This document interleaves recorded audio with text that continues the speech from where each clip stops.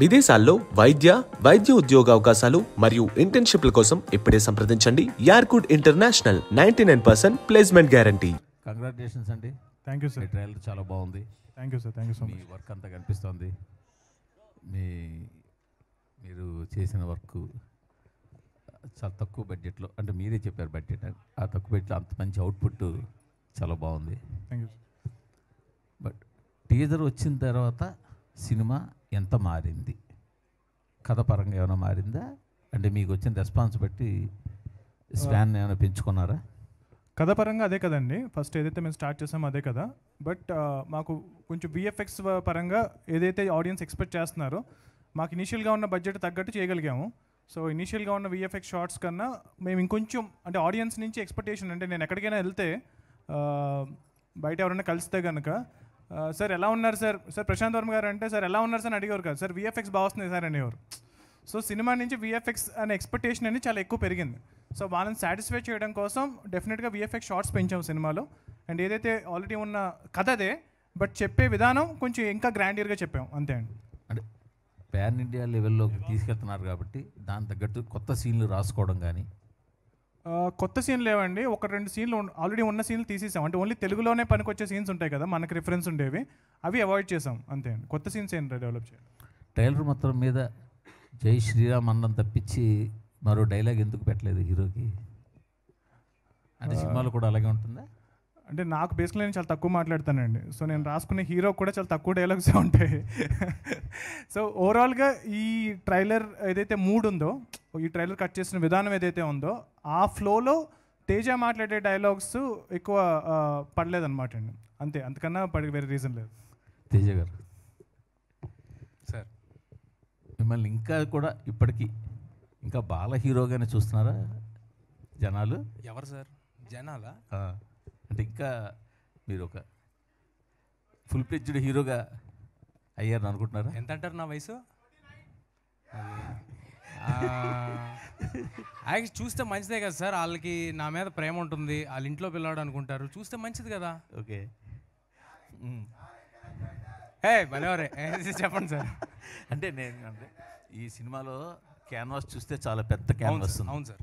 ఆ క్యాన్వాస్లో మిమ్మల్ని చూస్తే మాత్రం కొంచెం మీ లెవెల్కి దాటిన క్యాన్వాస్ అనిపించడం ఏమైనా ఉందంటారా?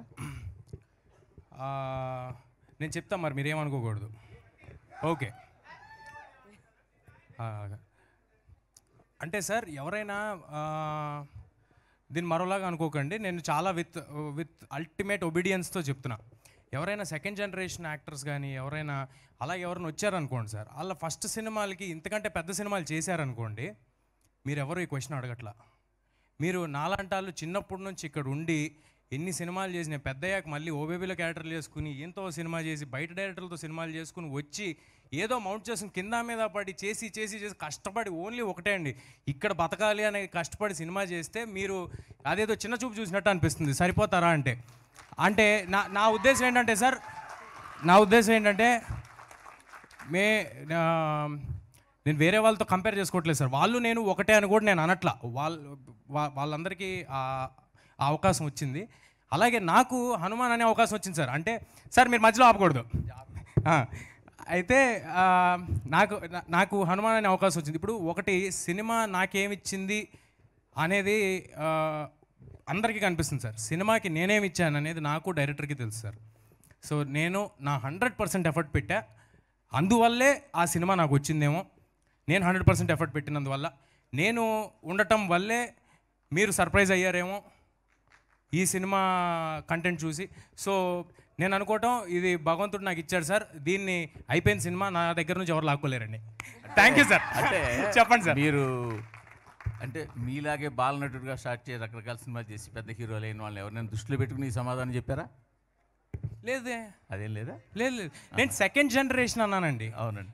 నాలాంటి వాళ్ళు అంటే బయట నుంచి వచ్చిన వాళ్ళందరి గురించి అంటున్నానండి. బయట నుంచి వచ్చిన వాళ్ళందరూ ఏదైనా ఇలాగా కొంచెం మ్యాగ్నానిమస్ ఫిల్మ్స్ కానీ ఏదైనా అటెంప్ట్స్ కానీ అంబిషియస్ అటెంప్ట్స్ కానీ ఏదైనా చేసినప్పుడు అసలు మీ గురించి కాదు సార్, మీరు అన్నమాట గురించి కాదు.